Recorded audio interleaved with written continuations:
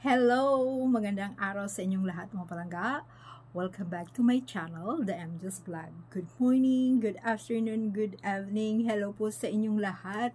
Mga team abroad, team Pilipinas, team seniors, team bahay.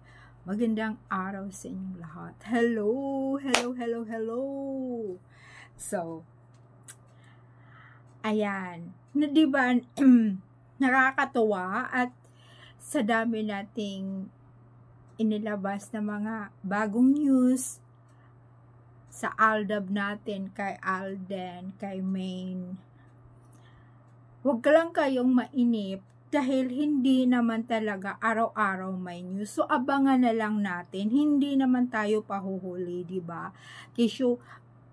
Kaysa naman dami nating sinasabi na wala namang bago, ganito, ganito, at saka paulit-ulit. Siyempre, yung natin, intindihin na lang natin mga palangga. Kasi kung wala tayong ibabalita, syempre, balikan natin yung mga noon na nangyayari para ipapa-alaala lang din yan sa inyo. Talagang kapit tayo. Kapit na kapit. Huwag natin silang iwanan dahil katotohanan yun kaysa naman sa iba, 'di ba? Yung sa iba kasi sa tambalan lang sa harap ng kamera tapos hindi naman pala sila totoo.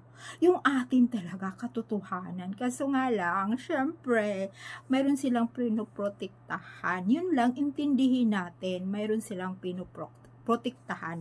So ito na nga mga palangga, nakakatuwa dahil yun pala yung diba, syempre, si Tizoy, ang daming mga sinasabi niya, diba, dami niyang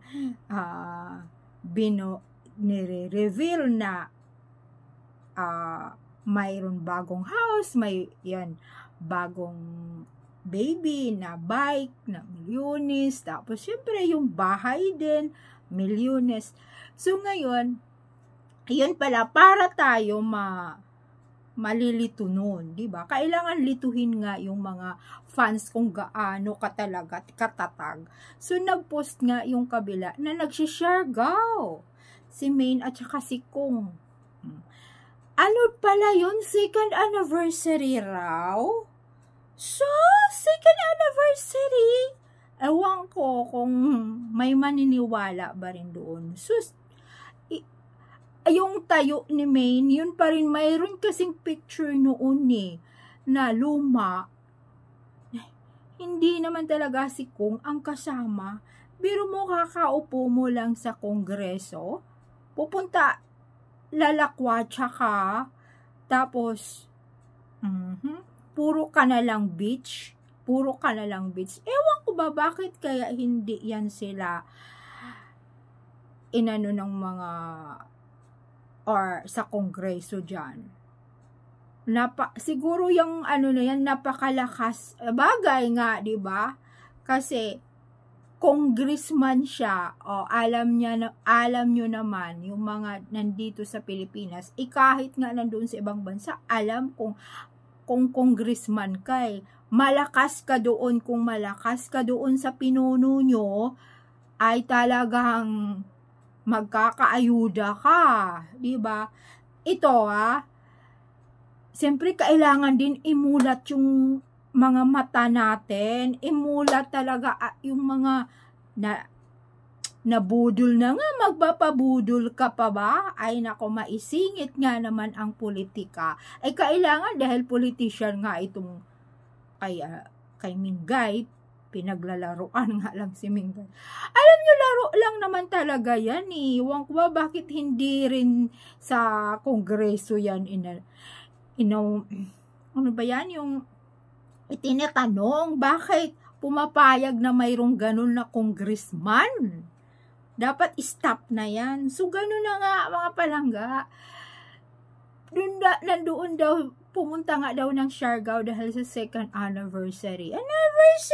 Yung mga lumang picture, yung hindi si Maine, yun pinatong. Kaya minsan pinaglaruan na lang, nilagyan na lang ng kakatawa yung liig ni Kung. Iwan ko ba, sino ang tanong, sino kaya ang nagpapalakat yan, no? Sino kaya ang punot dulo na nagpapalakat yan, yung mga pictures ng mga piki? Para lang lituhin yung mga fans, para lang guluhin, para mag-stop Diba? Ano pa nga ba yung mga inilabas nilang mga ganun ng mga pics? Diba? Para tumahimik yung mga Aldab Nation. Di po ba mga palangga? At saka, ayun, ang katotohanan na nagbakasyon yung mga Fulkerson sa kanilang farm. Diba? Sa farm nila sa Batangas, andoon.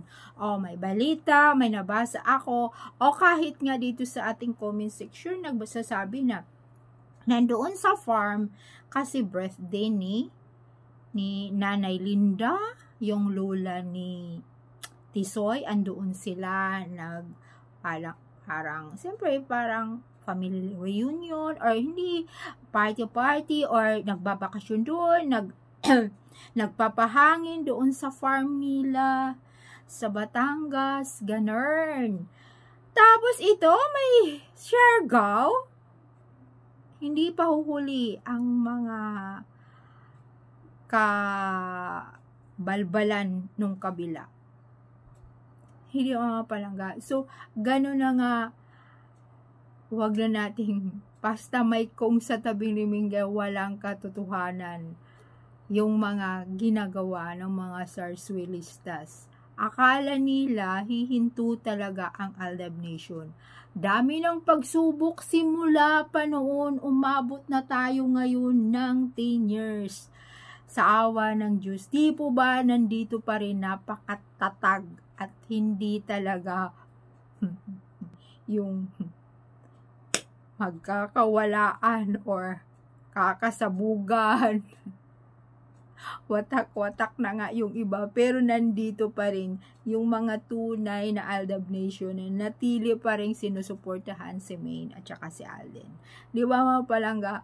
Kaya matatawa ka na lang, or siyempre yung iba mas naniniwala na naman sa mga ano na yan, so, likes, or ni-share pa yung kaguluhan ng mga picture ng kabulastugan, mga ewan ko kung sinong gumagawa. Di ba magigigil ka, pero chill na lang. Dahil wala rin naman talaga ang katotohanan yan. Ewan ko, nag-i-effort pa ng mga edited. Tapos pupunta, ang ito nakakatawa, pupunta pa sa mga channel, lalo na sa vlog natin, o yung iba, susugurin pa doon sa Twitter or saan-saan sa FB, sa TikTok na manahimik na mga dilulong mga Aldab Nation dahil ayun, may asawa na yung isa.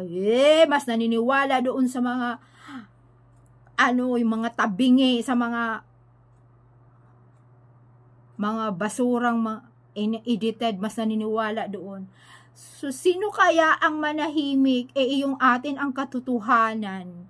Halata naman yung atin, yung ay lalaki hindi nandiligaw dahil may sitildaan. Hindi yan talaga magsusuot ng mga wedding ring o mga engagement ring yung babae, at iisa lang din sinusuot ni Migay kay Alden. Kaya thank you so much mga palangga. Comments lang kayo. Bye!